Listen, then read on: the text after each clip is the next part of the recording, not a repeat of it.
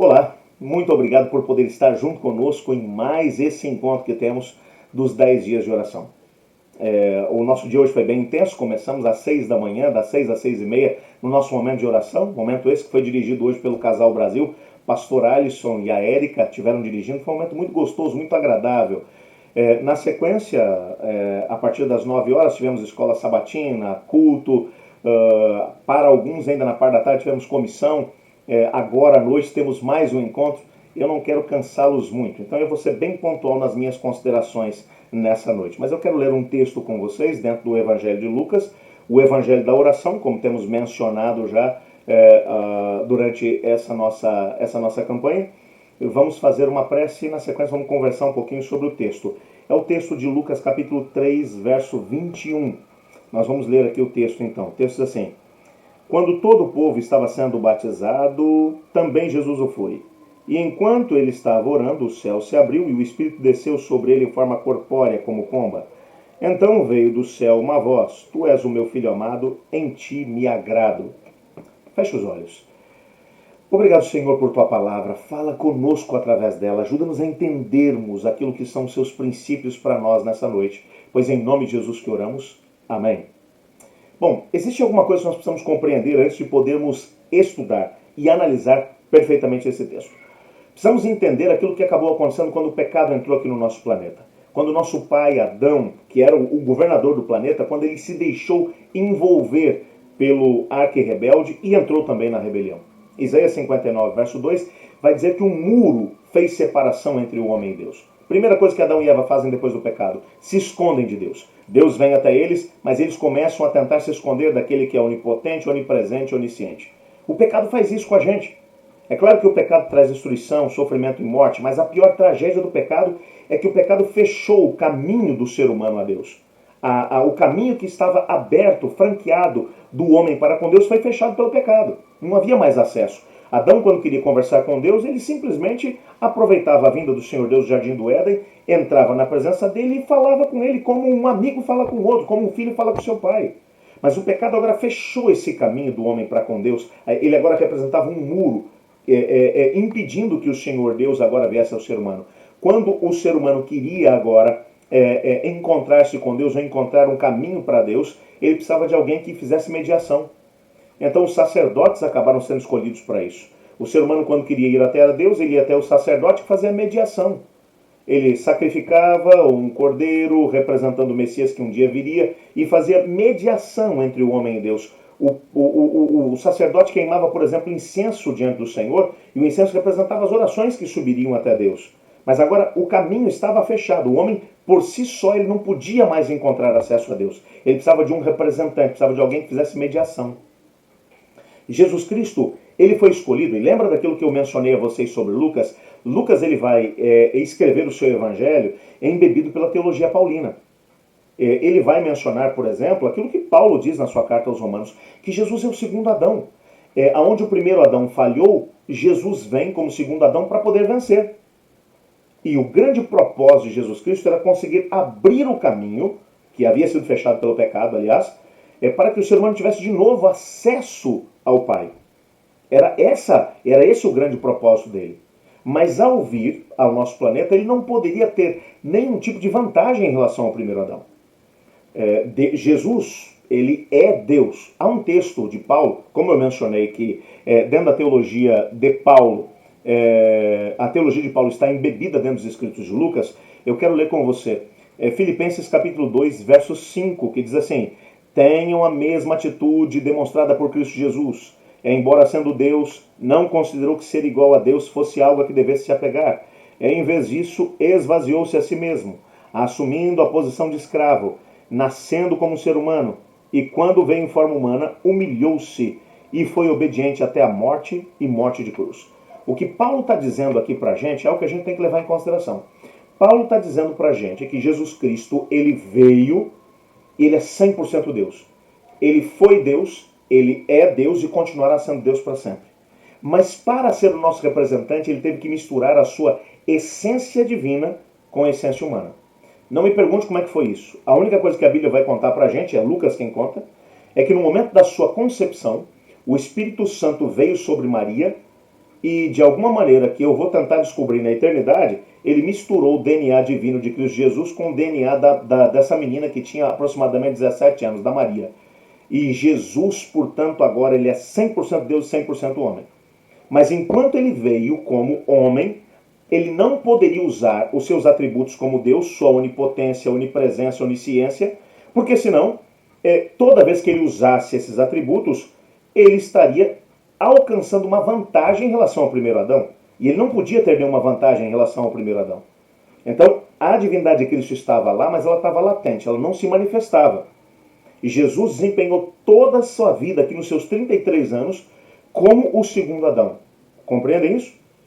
Não tenho muito tempo para falar sobre o assunto, mas guarda aí essa informação, porque isso vai nos ajudar a compreender agora o início do ministério de Cristo Jesus. Veja, o capítulo 3 vai mencionar que João Batista, que era primo de Jesus, mas que havia sido criado longe de Cristo Jesus, João Batista tinha sido criado lá no deserto da Judéia, enquanto Jesus Cristo tinha sido criado lá em Nazaré.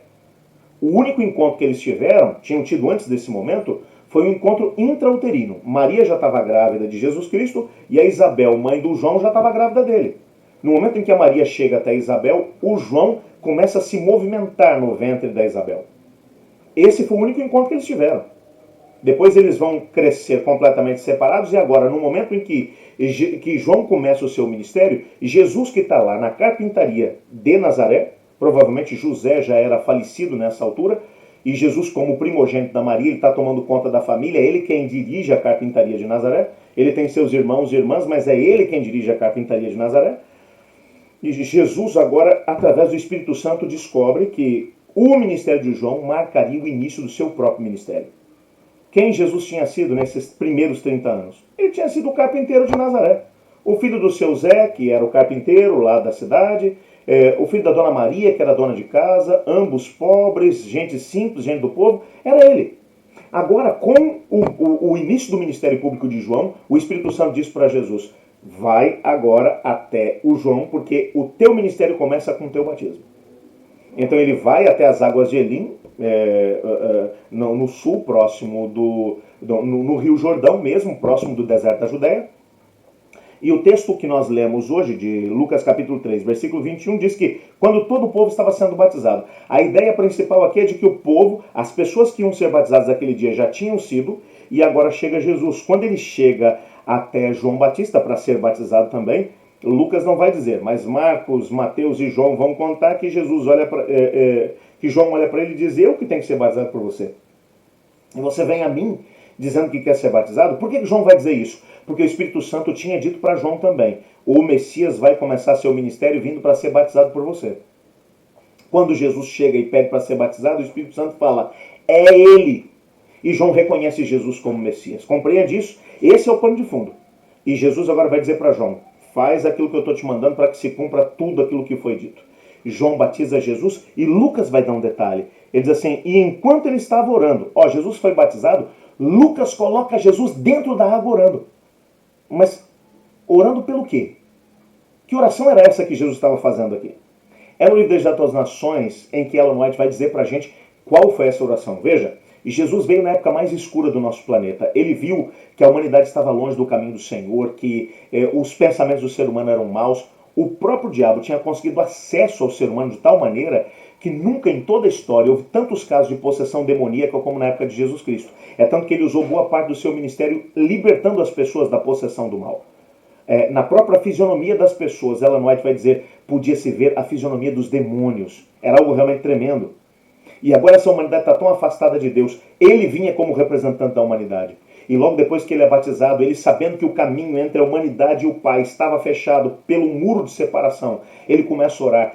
Ela não diz que ele entra em lágrimas diante do Pai em oração. E ele vai dizer, Pai, eu vim para ser o segundo Adão. Mas eu preciso de uma demonstração de que você vai me aceitar como representante da humanidade.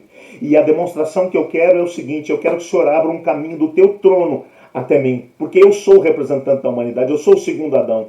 Abre esse caminho. Se esse caminho for aberto, se o Senhor mostrar para mim que o caminho do teu trono está aberto a partir de agora, então eu vou saber que você me aceitou como segundo Adão, como representante da humanidade.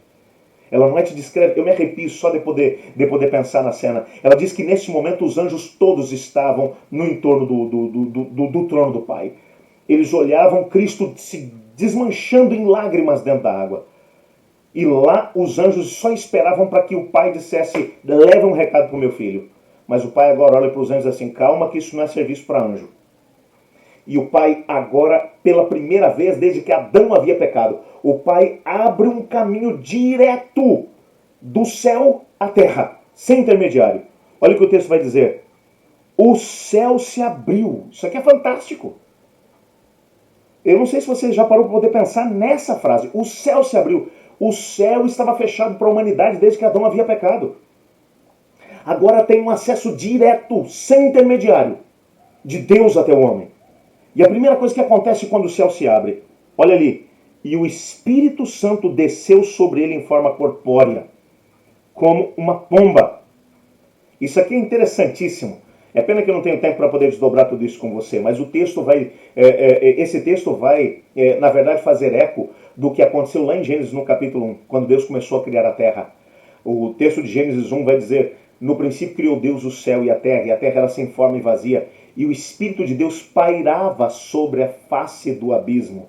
O termo pairava sobre a face do abismo é um termo que era visto na perspectiva da tradição judaica como uma pomba batendo asas sobre as águas do grande abismo que havia aqui no nosso planeta. E então disse Deus, haja luz. A ideia aqui Cristo está nas águas, assim como no começo havia uma grande escuridão e o Espírito de Deus pairava sobre o abismo. A ideia aqui é a ideia de uma nova criação que está para poder acontecer através desse caminho que se abre entre a terra e o céu. É algo assim que está para poder acontecer. E então, olha o que vai acontecer. O Espírito vem, o caminho foi aberto, o canal entre o trono da graça. Deus abriu um caminho. E agora, a primeira coisa que acontece, o Pai olha para o Espírito Santo e fala, desce. E o Espírito Santo vem até onde Jesus estava, vem sobre ele. E então, outra coisa acontece. E então veio do céu uma voz, tu és meu filho amado, em ti me agrado. Isso aqui é fantástico. É o Pai agora dizendo para Cristo, o caminho está aberto. O Espírito Santo vai te guiar. E você nunca pode esquecer de uma coisa. Você é meu filho. Você é o segundo Adão. Você vai vencer onde o primeiro Adão falhou. É isso que está acontecendo aqui. A partir desse momento, então, eu poderia falar muito mais coisas aqui, mas eu tenho ainda mais 2 minutos. Eu quero aproveitar esse momento para poder ler com você mais um texto. Um texto da carta aos Hebreus, no capítulo 4, versículo 16. O que é que aconteceu depois que esse caminho foi aberto? O texto diz assim: assim aproximemo-nos do trono da graça com toda a confiança, a fim de recebermos misericórdia e encontrarmos graça que nos ajude no momento de necessidade. Agora o caminho entre o céu e a terra está aberto. Agora o caminho para o trono da graça está aberto. E o autor da carta aos Hebreus vai dizer para a gente assim, ó, agora nós podemos entrar com confiança diante do Pai, em nome de Jesus Cristo, porque Ele é o nosso segundo Adão. Ele abriu o caminho, Ele abriu um caminho para que nós tenhamos a possibilidade de poder entrar diante do Pai, com confiança, sabendo que Ele é o nosso sumo sacerdote. Se você quiser ler depois, por que é que a gente pode entrar com confiança? Dê uma lida, por exemplo, a partir do versículo 14 do capítulo 4. Portanto, visto que temos um grande sumo sacerdote que adentrou os céus, pois Jesus, o Filho de Deus, pois Jesus é o Filho de Deus, apeguemo-nos com toda a firmeza à fé que professamos, pois não temos um sumo sacerdote que não possa se compadecer das nossas fraquezas, mas sim alguém que, como nós, passou por todo tipo de tentação, porém sem pecado. Aí vem o texto, assim aproximemo-nos do trono da graça com toda confiança, a fim de recebermos a misericórdia e encontrarmos a graça que nos ajude no momento da necessidade. Que texto fantástico!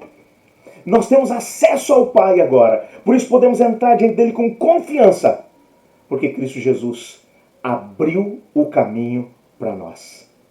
O caminho está aberto. Cristo Jesus trilhou um caminho, abriu de volta o caminho que nos liga ao Pai. Portanto, quando nós temos a possibilidade de poder orar, a oração não faz com que o céu baixe à terra, mas a oração nos leva até a frente do trono do Pai, nos coloca cara a cara com o Pai, nos coloca diante do trono do universo, e nós podemos olhar nos olhos do Pai e dizer: Pai, é com confiança que eu estou diante do Senhor. Sabe por quê?